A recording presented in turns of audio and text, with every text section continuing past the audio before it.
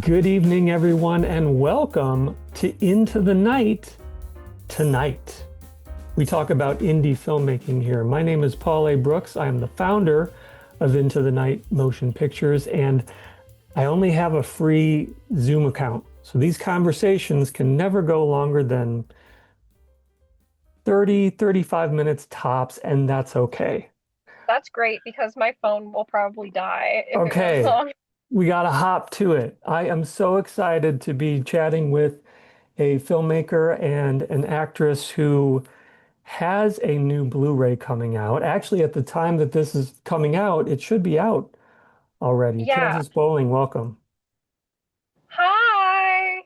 How's it going? You're in your car so that your dog doesn't bark and ruin the episode. Yeah, my dog's very special. He's the sweetest boy in the whole world.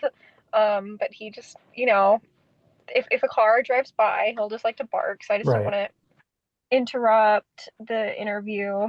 right. He's a little angel. What's his name? Tom Dooley. Tom Dooley. Yeah. I can't really just if I keep going like this, it's because for some reason on my end I can't see myself and I'm sideways and I'm just like a little tiny icon in the corner, so I keep checking to what I look like. There. Well, it's Okay. it's coming through good here, so we should Okay. be okay. I just like to look at myself, make sure I'm not looking dumb. I I'm hear not doing you. the whole like this or Yeah. something. Oh. We Okay. have so much to talk about. How's small town Nevada life? It's beautiful, wonderful. I think a windstorm is coming in right now. It's blue, clear skies in front of me, and then behind me, it looks like there's a rain cloud over the mountain, and it's so pretty. And springtime is coming, and there's birds chirping, and the lizards are out again, and there's butterflies, and there's tiny little wildflowers blooming in my yard. It's very, very beautiful. It does sound lovely. When did you make the decision to leave LA and head out there? 2020. Yeah, that's when I left too. Thank God, because LA is well, there are things in LA that I really love. Some of my favorite places in the world are in LA, like Huntington Gardens is not is technically not LA, it's kind of LA. The Huntington Gardens or the Northwoods Inn, things like that. A lot of my favorite things are there. But as a whole, LA is morally bankrupt and demonic and It's a not an easy place to live. There's no doubt about that. yeah. You and I met out in LA. Oh gosh, I want to say probably 11 or 12 years ago now. We met at Amoeba Records and then got in my car Like a car chat, which is so legendary. with your sister and with Natasha. It was a fun chat. Yeah. And then I can't believe it. It's been about 2 years since I've seen you. We were in San Francisco. We both had movies playing at a film festival in San Francisco, Unnamed Footage Festival. Shout out to them. It was a really good time. Yes, that was a really fun festival and a really good Cuddly Toys screening. And you screened Hunting for the Hag, right? Yep. Yes. That was my first time getting a chance to see Cuddly Toys. I was super excited to finally get a chance to see it. And I have to tell you, I was just kind of floored by the entire thing. It was really the highlight of obviously I'm biased because I'm in it, but it was really the highlight of the festival for me. Oh yeah, I forgot you're an extra in the funeral scene. Yeah, Maybe there's, I'll give you a bigger role some other time. oh, Sorry. sure. No, I'd appreciate it. Before we go into Cuddly Toys, I do want to say a little thing that the unnamed footage festival happening this year, which I think is at the end of March. So I don't know when this is coming out, but Yeah, there's another movie playing that I act in that's screening this year called Looky Loo Part Two. I was going to ask you about that. Yeah. Yeah, so go see Looky Loo Part Two at the Balboa Theater in San Francisco. Yeah, it really is. That festival it's really well put together. The people there who run it are really friendly. And I was out there with Sierra to promote the film, and we just had a great time chatting with a lot of, like-minded people. So I'm sure this year, I'm not going to be able to make it this year, but I'm sure it's going to be a good time as well. Yeah, I can't make it this year either, but yeah, I met those people there that made the movie about the Loveland Lizard, and I was like, I have a movie I'm gonna make about the Loveland Lizard too. I remember that distinctly. I introduced you to Anthony Cousins, who made Frogman, Yeah. and you were kind of upset. You're like, wait, what? Well, I'd never even met anyone that heard of the Loveland Lizard, but it's okay. Mine. Well, who knows if I'll ever get to that one. I have a list of movies I want to make, and it's kind of lower on the priority list. But the Loveland Lizard is just a part of the bigger story. It's not fully about him, so it's okay. He can be in two movies. There can be two Loveland Lizard movies. I have a feeling that your take on it would be probably pretty different from his take on it. Yes, yeah. All right, let's talk about cuddly toys. Okay. Do you like my background? Does that register for you at all? Do you know what that is? What's that? That's a piece of 16 millimeter from Cuddly Toys that you gave me. Oh, I'm not exactly sure where it is now, but I have it tucked away in a box, and it was a nice little memento that you gave me the one day that I was on the set of that film. yeah. So the most important thing about Cuddly Toys is that Paul Brooks is in the funeral scene. So when the Blu-ray comes out, just buy the Blu-ray and skip to like maybe the middle of the movie, and there's a Right. scene with a funeral, and Paul Brooks is in it. So you With don't the rest of the movie, whatever. Just watch the with funeral. Caroline Williams Uh-huh. and Marion Mosley. Mm-hmm. What can you tell everyone watching about the Blu-ray that, like I said, at the time that this is coming out, will have been out, I think, for a couple days. Um, Fingers crossed. I Okay. have not. It's a what 6 days out before the release. I have Yeah. not seen a copy of it, so I'm hoping that it's going to come out March 1st because that's what they told me. But if that is the case, it's coming out with Vinegar Syndrome. So I can say that now. They're not letting me say it before March 1st, but I'm assuming you're gonna release this after it's out, so Yeah. I'm allowed to say it. Um, Vinegar Syndrome's putting it out, and I did see the cover art. The cover art looks really cool. Um, Everything else is just a big old mystery, and so I'm just as excited as everyone else is. Cool. So do you know, and whatever you can or can't talk about, totally fine, but is it Vinegar Syndrome, or do you know if it's out through one of their partner labels or No, it's Vinegar Syndrome. cool. Yeah. That's pretty sweet. And this is I know that this has been in the works for a while. Um, has it been a sort of difficult process to get everything put together with like special features or anything like that? No, it's the special features. So I know what's gonna be on it is uh, there's two shorts that Douglas James Bergdorf made while we were filming. So like little behind the scenes shorts, and then the trailers on there, and then some music videos that I've directed. I put on there, and then there's a commentary track that I recorded with Heidi Honeycutt from Hmm. Etheria film. And now she's with Bloodstream too. And I wish I could say something about streaming, but I also don't know what's going on with that. So it'll be streaming at some point in the future. But These things take a while to put together. I get it. Um, yeah. we'll certainly when there is more news, we'll post something on Into the Night because I'm super excited about it. I'm a big time physical media guy, so I'm super excited that it's finally coming out on Blu-ray and getting the, Vinegar Syndrome deluxe treatment and everything. Yeah, Vinegar Syndrome's great. Don't get me wrong. Yeah, Joe Ben just takes a really long time to respond to emails. Love got him it. though. Love him so much. Let's talk a little bit about the film itself and sort of um, what it's about and sort of the genesis of, how did the process start with you for wanting to make this film? I mean, I started, I had the idea for this movie when I was 19 years old. So that's how long, well, but that, it's just like, yeah, I came up with the idea that long ago. So sorry, I'm just itching I get it. my So, hand. some things take longer to gestate than others. I mean, I've had plenty of ideas in my head for, 20 years that still haven't happened.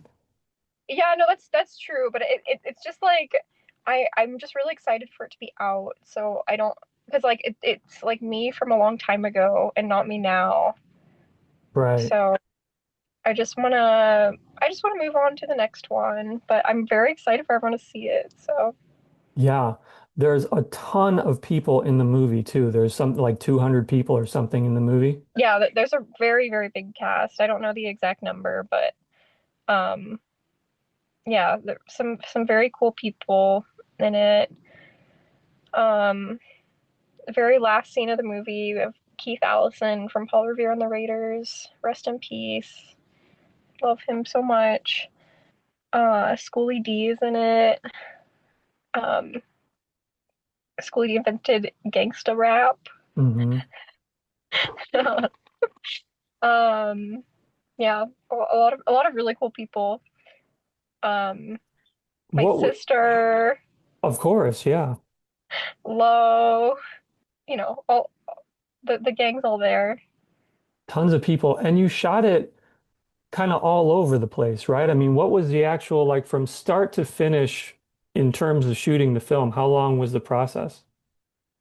I think it was shot over like 2.5 years, and it was just piecemealed because the movie's like not an anthology, but it's in told in vignettes that all kind of tie in.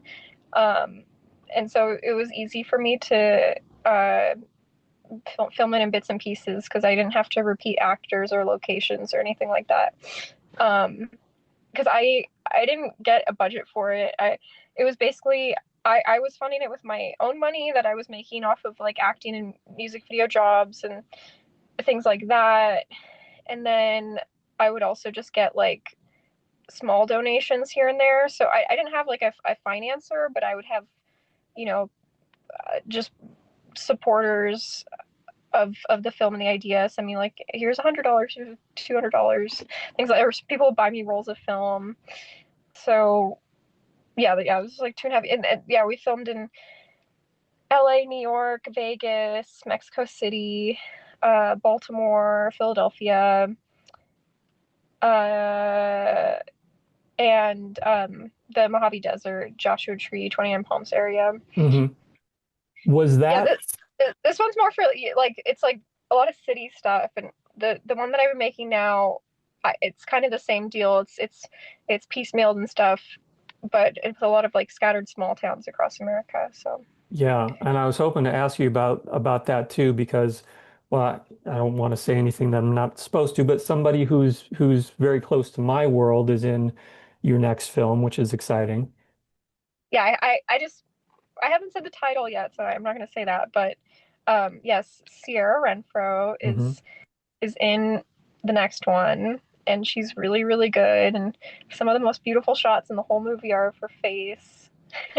I've seen them. She had some on her phone and she showed me in person. I'm like, oh my God, this is Yeah, this is going to be something. yeah, she looks completely stunning. She's really good.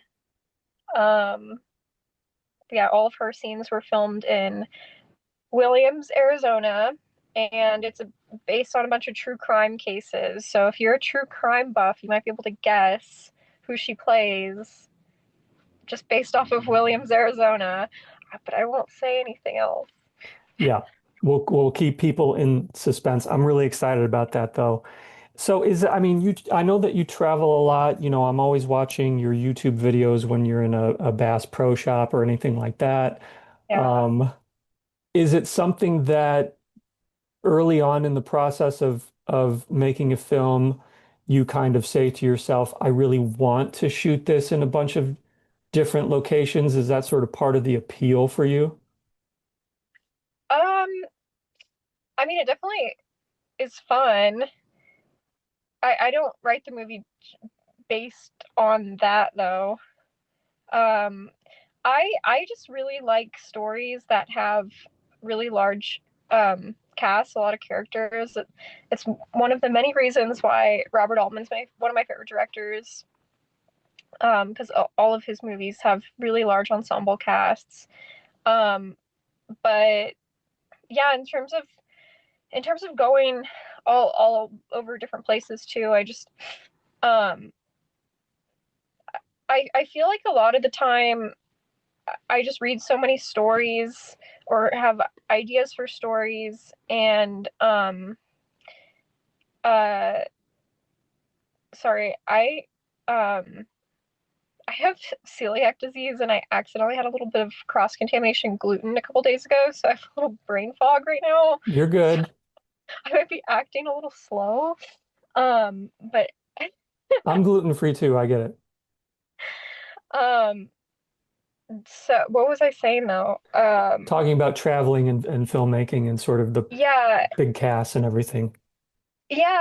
So there's like I just feel like there's so many stories to tell. So I just I tend to want to make movies where you can kind of tell them all at the same time, and just with these characters and these stories and stuff, it seemed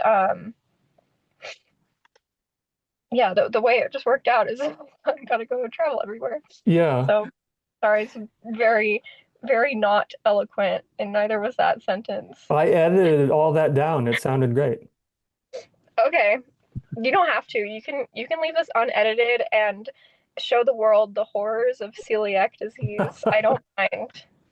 I do not mind. I This, definitely this like is I all have from a eating something that was cooked on the same surface as something that had oh gluten. my It's not like God, I had to find it already. so you're really sensitive. Yeah, that's why I hate when people pretend to have celiac disease.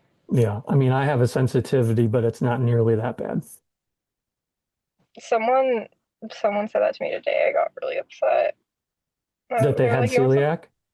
Well, yeah, they were like, do you want some pasta?" I was like, "No, I have celiac disease." And they're like, "Well, I do too, but I just like got over it." I'm like, that's not how it works. This is not how it works. Not how it works. So I wanted to talk a little bit about your acting career because, like you said, that's partially how you finance your films is through your acting career. You got me?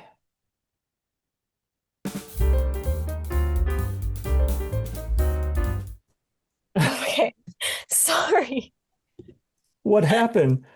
My phone died. Oh, different Okay, location. yeah, okay, we can do it from here now. Awesome. Kansas's phone died, so she's in a slightly different location. We're gonna move on. It's no big deal. It's no big deal. I'm inside now, and Tom Dooley's not going to bark because it's so windy that he's scared and shaking like a little baby. Oh, So, poor yeah, guy. we can continue Yeah. my bedroom.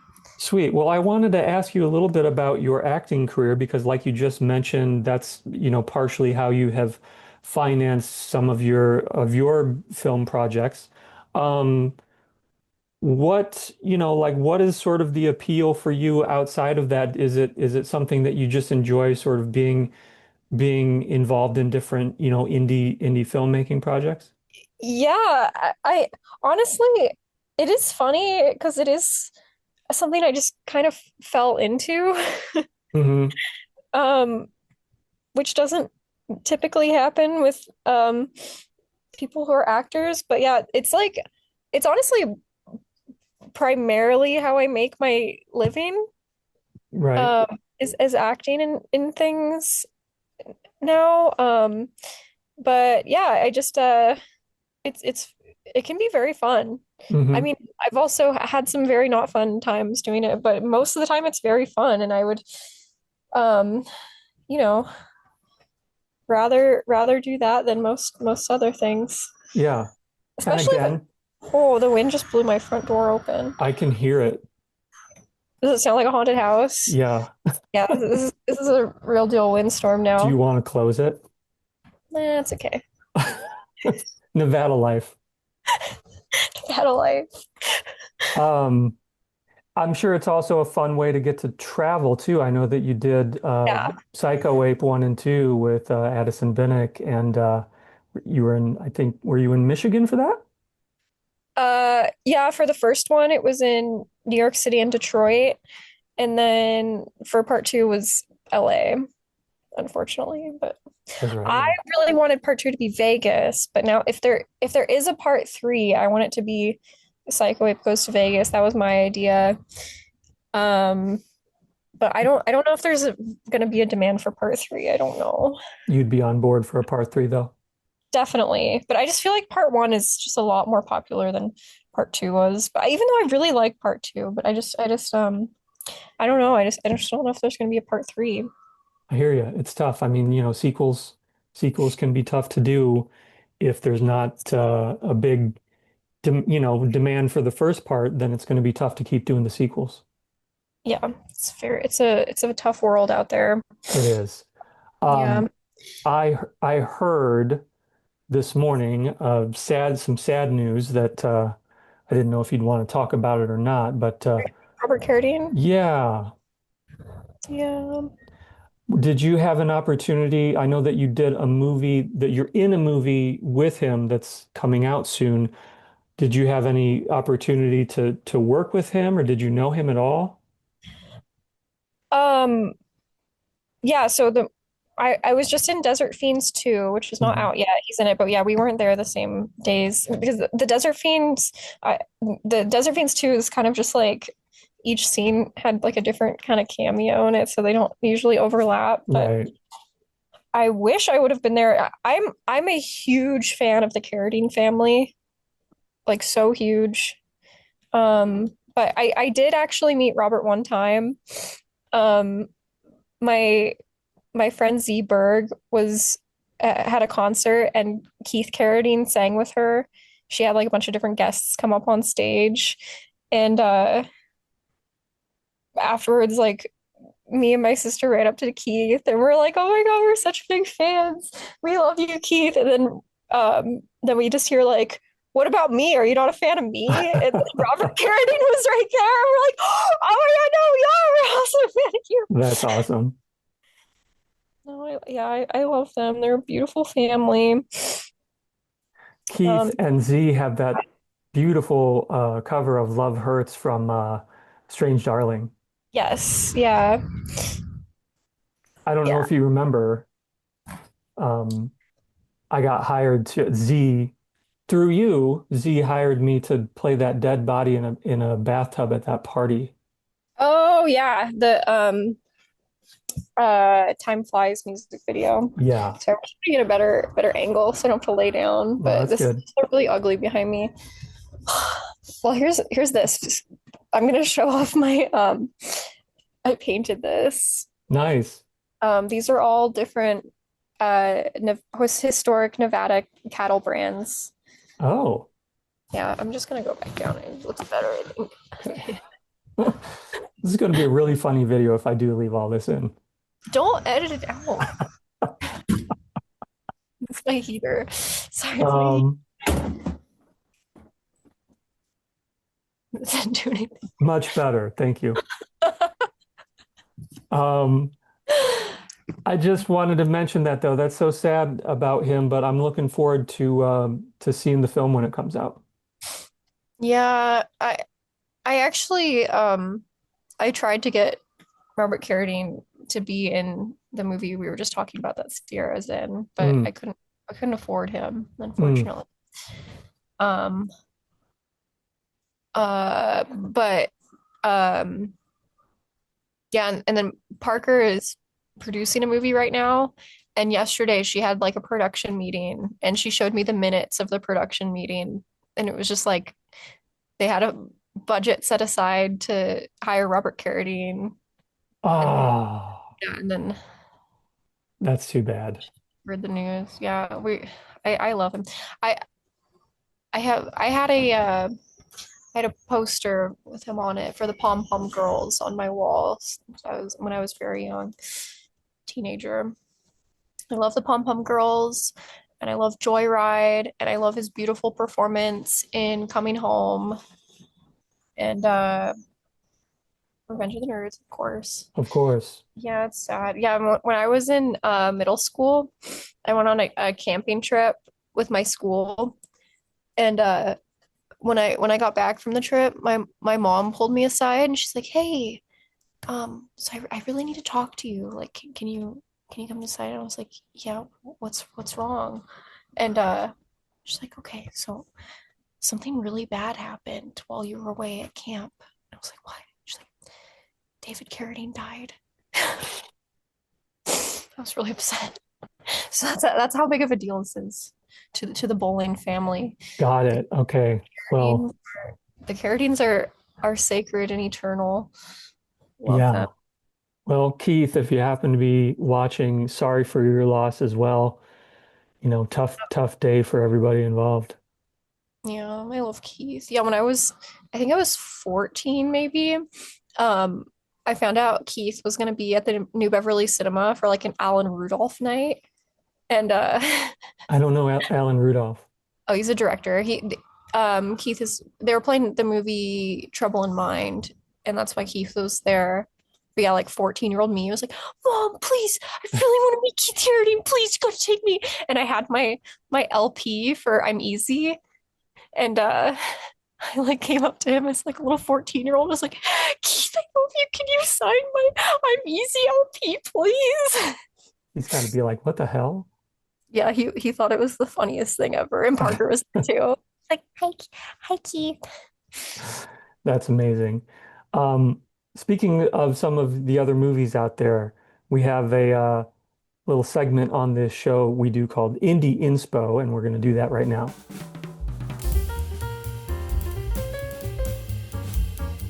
Kansas, tell us about a film or a filmmaker that has sort of inspired you throughout your filmmaking career. What do you got for us? I mean, I feel like I say this in every single interview I do, and my answer never really changes, but I don't have a better answer for the inspiration for like my in the entirety of all my artistic endeavors are all inspired by Orson Welles and specifically F for Fake.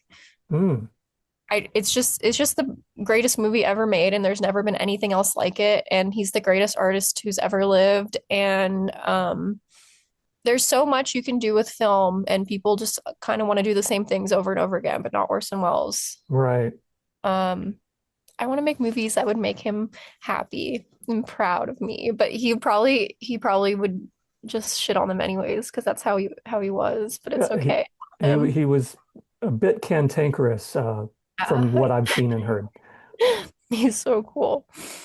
Is that a film that you saw pretty early on, like when you were a early teenager, or do you remember when you first saw F for No, Fake? I first saw it when I was maybe like 18 or 19. Hmm. So not super early, but yeah, it just kind of reshaped my like my entire sensibilities, just with everything. Sometimes things just hit you like that at the exact right time, Mm. and it can really have an impact like that. Yeah. Awesome. Well, if you haven't seen F for Fake, there you go. Check it out. I know that you have been more involved with your Instagram and sort of some of your social media stuff lately. So as we wrap up here, is there anything that you'd like to plug? Um, you can check out my website, kansas-bowling.com. You can join my Patreon. If you sign up for the second tier, I will send you a cool postcard every month. Nice. Um, and yeah, my Instagram is at Kansas Bowling. Um, and like I do have a Facebook, but like I don't, what's the point of Yeah. advertising that? I don't know. And if you would like to come on as a producer for my next film, also reach out to me and let me know because I am trying to get money together for post. Also reach out if you would potentially like to buy a prop or a costume from any of my movies because I'm selling those too. You talking to me or you talking to the audience? Okay, if you want to buy a prop for me? Both, yeah. Okay. Cool. Yeah. Do you still have your what was it called? You had like a Depop store at some point. Well, that was Parker's, but Oh, I okay. I would just model for it for Got it. Got it. Do you still, I mean, it's a little weird to me, to be honest with you, because I always, you and Parker were such a duo to me when I first met you, that to have you in different states and not be hanging out all the time is a little bit weird. I know that she's totally got her own thing going on in LA still, but do you see her often or no? Um, yeah, I mean, work does bring me to LA occasionally. Probably on average, like once every 2 months, I'll have to go down there for a few days. Yeah, So yeah, I see her well almost every time I go down. I did not see her last time, but you hear that wind? I hear it. Yeah. Oh, we got a couple minutes left. I have to ask you about this. What? What can you tell us about this new Neil Breen film that you're in? I can't believe I didn't think about that. It's a dream come true. I bet, yeah.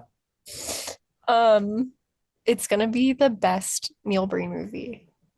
I believe it. I watched the trailer. I'm like, oh, okay, it looks like he's back, like he's going back to his old style, Yeah, kind of. I'm not just saying that because I'm in it. Like I would be so excited just as a fan.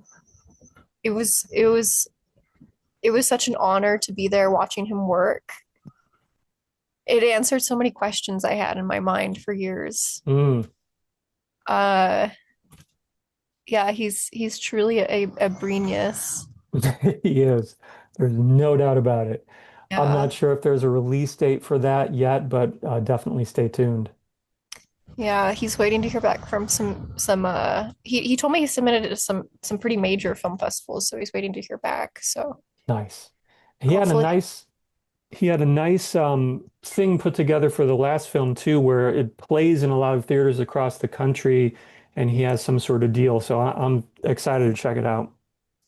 I'm so excited. I was thrilled when I saw that you were in that. So I'm very happy for you.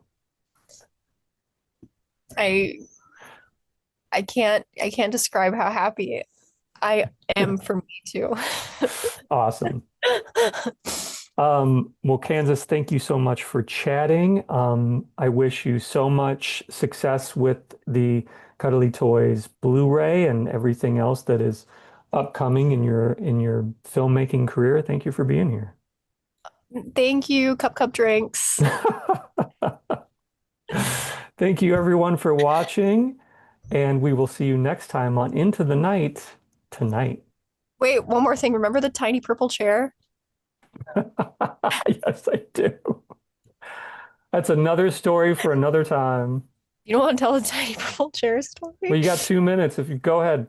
It's not even that funny. It was just it was when we met him for a car chat and I think it was after that.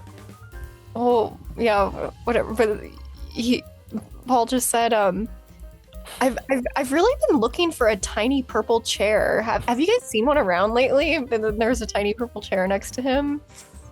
You had to And be there. me and Parker thought it was so funny. I'm glad to hear it. That was a good one.